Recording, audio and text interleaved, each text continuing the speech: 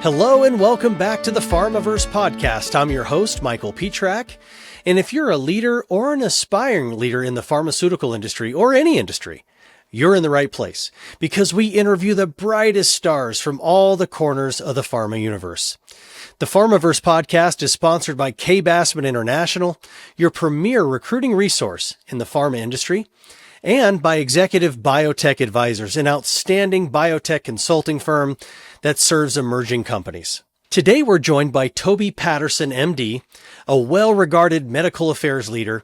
Most recently, he was the SVP of Global Medical Affairs at Genentech. And you're going to just love this episode because Toby really is an open book.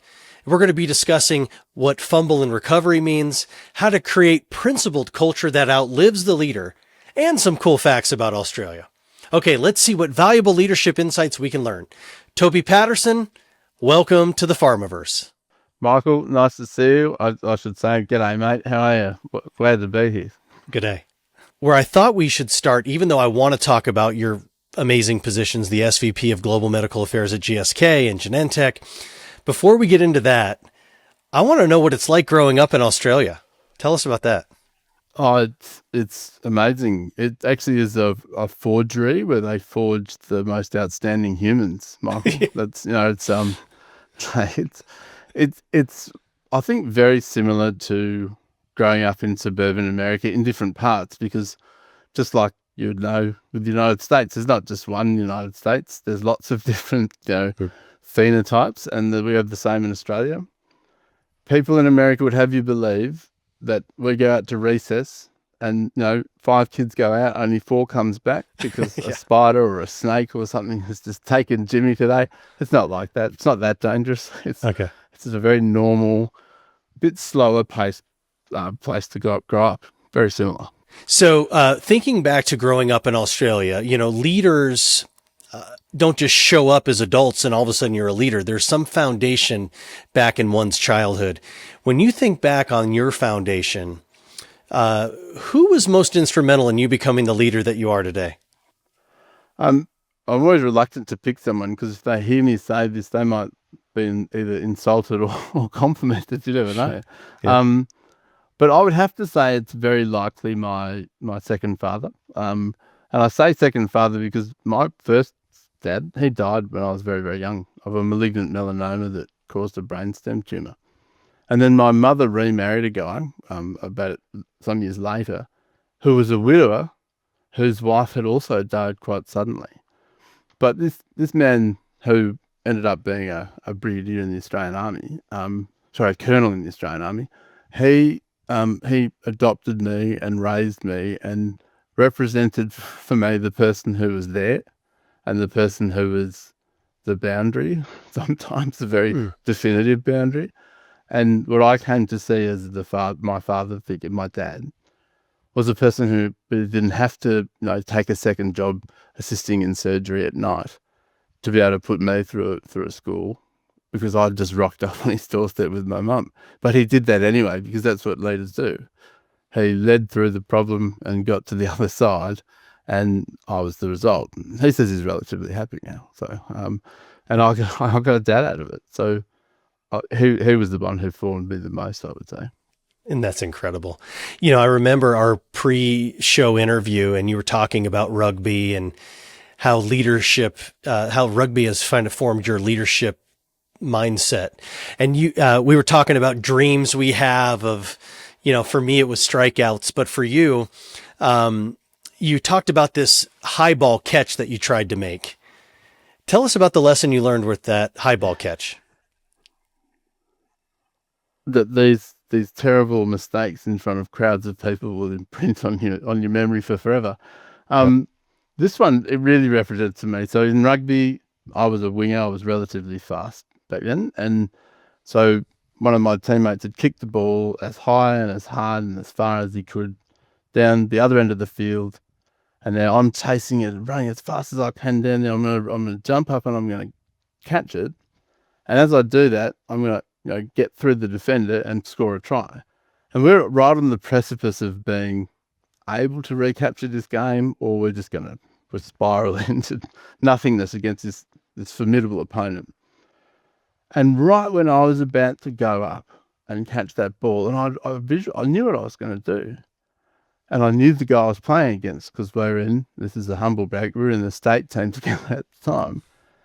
And I thought to myself, if you drop this, you're going to be an absolute goose in front of everybody, and they're all going to know that you messed it up. It's like this clarity of thought that there was possible that disaster was about to happen. And then I made no decision. And that's like, I mean, if you want a textbook lesson for any leader, I had a plan. There was nothing that meant I should have deviated from my strategy except my own confidence in it at some point. And in that hesitation, this guy, Scott Stanforth was his name. I didn't get up high enough. I missed the ball. He caught it. And the problem was I needed to catch it because he was a little bit faster than me. So I knew that if I got it first and had momentum, I could score a try. If he got it and I had to turn around, well, let's just say my heroic effort turned into disaster. And it meant that I got cut from that team, dropped to the next level for a few weeks to learn my lesson. And the coach picked it up. He said, "You're just too decisive. I'm not sure if you're a confident rugby player who wants to win games or if you want to wait and watch and see other people win games." That's what he said to me. So, but it stuck with me for forever. The indecision. And I thought, I could have won that. So I want to play on some of the things you've said. Going back to your dad, your second dad, you called him. You said that he led through the problem and got to the other side. How can we apply that to a leadership lesson that you've experienced? Yeah, I mean, for me, it almost crystallizes what leadership really is about. And we always get these questions as in corporations or any leadership role which is what is it? How do you make a high performing team, and what are the leader's responsibility in that? And I think that the thing that makes the highest performing team are a certain set of criteria and characteristics that sets the team up to be ready to perform well, and we can talk about that. But in the moment, it's solving a really important problem together, and growing the CQ, or the collective intelligence of the group, which is representative of the ability to solve bigger problems than the individuals could if they all contributed. But the collective thinking of the group has grown to transcend that and be representative of the group being more important, or the team, or the effect, the outcome, than any one individual. And so look, I think the leadership opportunity in tackling real problems, it just crystallizes where you have to focus, and all of a sudden you don't have to debate the strategy. It is a real serious, I've got to get up this mountain problem.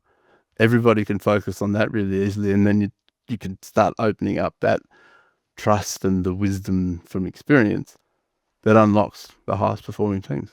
That's profound. It really is. And there's one other thing before we move on from rugby that you said that has stuck with me. And it was talking about failing in front of others.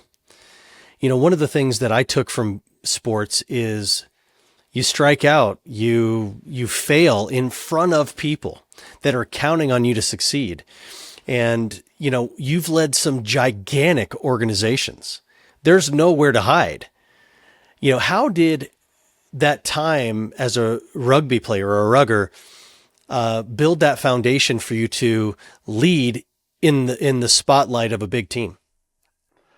Yeah, I mean, to be fair, the number of people that ever watched me play rugby weren't that substantial, but it was public in the concept of my social impact. That's true. But I think it gave me the confidence, and I was quite lucky in my career in that I arrived at a company at a time that it was really rapidly evolving, which is AbbVie, and I was mentored into a really rapidly growing leadership opportunity leading within the immunology business for medical affairs, and mentored by a leader who gave me a great opportunity. What that meant is that I could use experiences like those that I'd had in rugby, or I was a debater in college. The experience of saying something that you think is going to be really funny to a crowd of people and then nobody laughing really does. And you're trying to win an argument with that comment, really sets you up for being prepared to try that sort of thing when you're leading a larger group of people than you have before, and it really just not working. You're on a stage and it's a bit cringe and you've got to get past it. If you haven't had any kind of experience like that, it's going to be a tough moment. And I suspect, having had some of them in a diverse way, it helped in a rapidly accelerating career me be able to accelerate some of my sort of fumble but recover quickly type skills, and that really helped me to compensate for the hyperactivity of accidents or mistakes in youth. They do happen much more frequently when you're younger, I think. One of the things, Toby, I wanted to get your thoughts on, because you create these wonderful cultures. And when you're leading a team of 10 people and you have more influence on that 10 people, it feels like anyway that it's easier to affect the culture than if you're leading 100 or 200 people. When you're leading such a big team, how do you impact culture? I would struggle with this question a little bit, because if you've got an organizational design and there's some structure within it, when you're leading 200 people, you are also leading 10. And there's just like a limited amount of ability that a person has to fundamentally interact with other humans when it's human-to-human interaction, 1 to 10 or 1 to 210.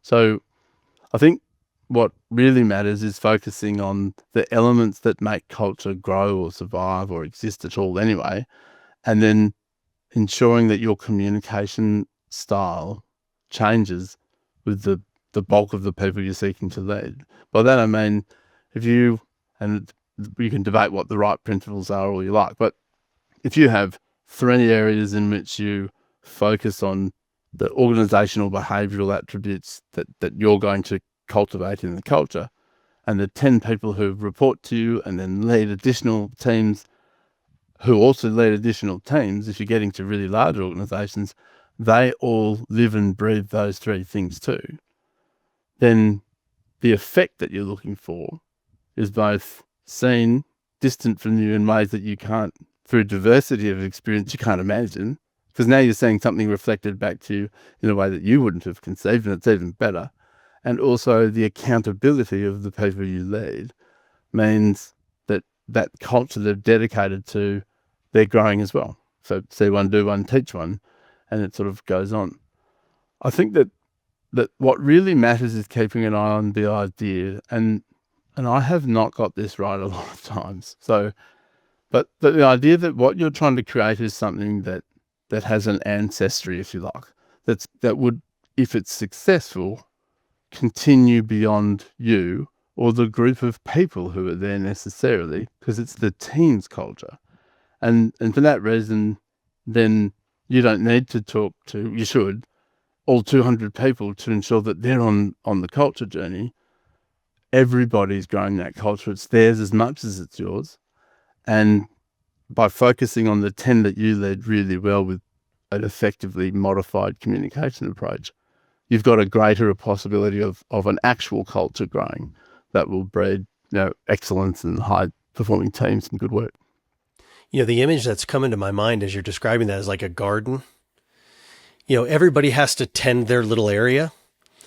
But my question that I have is more about like the seeds. As the leader of such a huge organization, do you organically let the culture happen, or do you kind of put buzzwords out there like our culture is this, and that? How does it happen? Yeah, I think you have to, well, if you want a certain type of, to continue your analogy, if you want a certain type of flower to grow, you have to plant that flower. And if you want the flowers to match each other in your garden, then you need to plant the ones that will match and then remove or not regrow the ones that won't, because you don't need those anymore. And if you've got an outcomes-based goal and your flowers are meant to attract a certain number of bees of a certain species for a very good reason to help humanity or living species survive, then you really do need to get it right. And you can run the analogy through. I think that what matters then is, as the leader, you are defining boundaries and elements and the vision of where you're going to go, both in culture and in the work that you're doing. And I think with culture, you are obligated to put the constituent elements that would make a well-cultivated and healthy garden with the goal that you have in mind grow. And for me, these are working with a set of principles that the team all subscribe to, adopt, and they're really important in the operating model. Things like don't be too proud to put away the chairs, all the way through to think with an ancestry mindset. So think with a creating something that was greater in the future, plant trees, the shade that you'll never see type mindset. So there's an enduring concept of the team you're building. Then, number 2, we will honour diversity so that we can grow our capabilities. And I think it's really important to have what that means for everybody. And I'm not talking about the socio-political effect. I really mean we have to embrace diversity in all forms, so that our collective intelligence can actually grow. It is the different perspectives that make the highest performing teams, when they're properly incorporated, that create a diversity of problem-based problem solving that mean you outperform the other teams. And so that diversity is both an outcomes value and experience value, but it's also a future value. It's a promise for the future to perform better than you have before.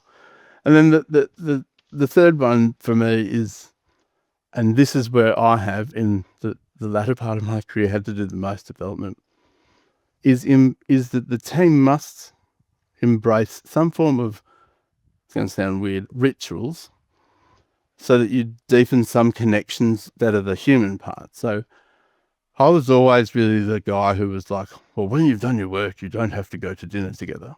However, if the ritual for this team was a weekly meal, and that deepened the human connections between the members of the team, then the principles you live by and the diversity of thought have much greater possibility of really connecting to what you're trying to cultivate, which is the wisdom of the experience and the collective intellect of the team. That's where you get collective intelligence in reality.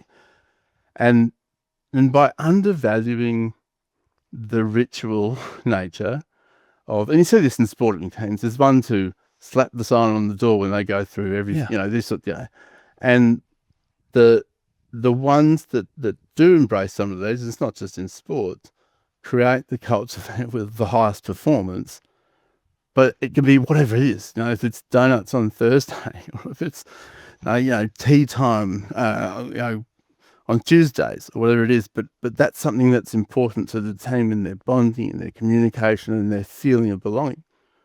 That embracing ritual in order to build the other two with strength, that's the one that I think deepens connection. So those are the 3 things that I would insist on. Better articulated probably than I have before, because we're always growing. But and that, as a leader, when you're seeing that happen, the next step is to be able to step back and say, it doesn't have to appear the way I envisaged it in each of the categories, as long as it's in line with the category. There are the principles of working, there's the diversity, and then there's the ritual. Can be, sometimes it's rituals that aren't your first preference, leader. But if they're important, go with it. But I think the ritual concept really creates that ancestral, thing that outlives you. Like, I'm thinking about the football team that hits the sign on the way to the field. Well, whoever first started that is not still on the team. That got handed down generations of players, and they still do it. It's part of it. Or the first guy that did this when the fourth quarter started, or whatever the case may be. Mm-hmm. Well, there's another thing that you said that I'm selfishly want to ask. I'm trying to create on my team this high performance culture, but still try to keep it fun. And you're probably going to kill me for bringing up a New Zealand team, but the All Blacks, they have this very high performance culture. How, as the leader, can you establish that, but still keep it fun? Yes. Well, I think first, the All Blacks. That's just, I probably should just acknowledge this. The All Blacks are, and I checked this before we spoke today because I said it last time, the winningest team of all teams. Not in rugby, not in international rugby. They're the winningest, apparently. Wow. And they have a 77% win rate since 1903. As an Australian, it boils my blood, but this is the most high-performing team consistently over time. And I don't know, I think probably nobody at the All Blacks is trying to make it fun all the time. And not to attack the question, it's a little bit okay. I am. I think there's fun in experience, which is not what you mean, I don't think. And then there's fun in the mission, the privilege to demonstrate your capacity to overcome like real legitimate things that you've dedicated your life to overcoming. And then the reward of seeing that effect occur. And in my case, it's leading medical affairs teams. For the team members' case, it's seeing their real-world evidence study presented in a practice guidelines and change the course of people's disease and their life. I think highest performance satisfaction, which is the most fun experience, is when there's real, substantial individuals can't solve these challenges that teams solve together. And there's an acknowledgement in the solving of it that you couldn't do it alone. It was the collective effect of all of the skill set and the wisdom of the group. And that's when the team's having the most fun. The best way, if we go back to the answer before, where I've had to learn to, how do you get that fun part, the good experience to start early? With the rituals. And so if you see where the rituals are, if those are the ones that the team already has, if there's genuine happiness, warmth, bonding at those, that's where the fun is. Looking for it to be too epic is probably a bit childish way of thinking about fun, but nobody's frolicking. But when people are having unencumbered, genuine human interactions, observe and then cultivate more experiences like that, that's the early fun. And then as people live within the principles that you apply, embrace diversity to enhance the work product, and keep focusing on the right rituals to build the team together, which are your parameters as the leader or mine anyway, you see the fun morph into outcomes fun as well as experience fun. And that's what matters. Because I'm a recruiter, one of the major challenges that leaders talk to me about on a daily basis is hiring. Hiring is such a difficult thing. It's a low probability of success kind of endeavor. Any Toby Patterson hiring secrets that other leaders can utilize?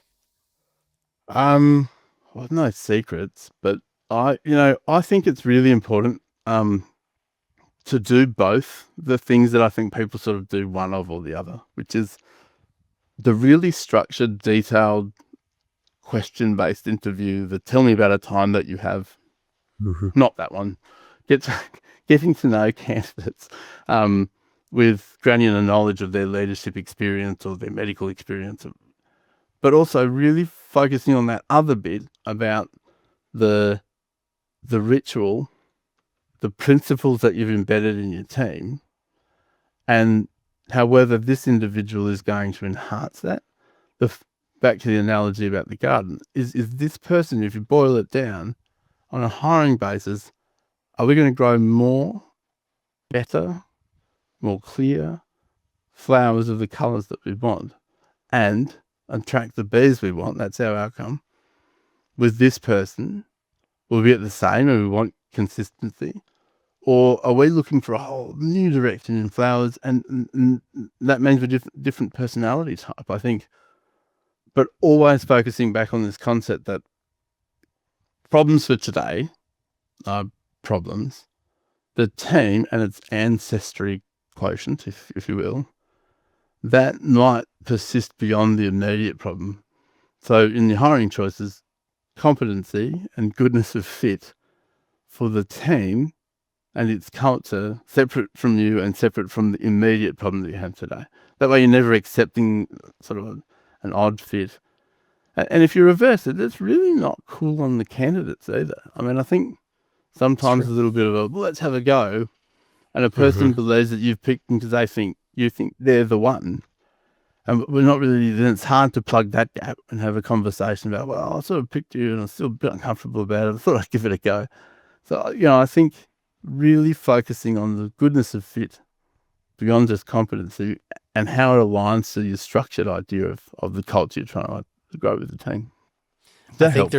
I think there's going to be a book coming out, The Culture Garden by Toby Patterson. I think that's going to be the next best leadership book. We have time for one last question.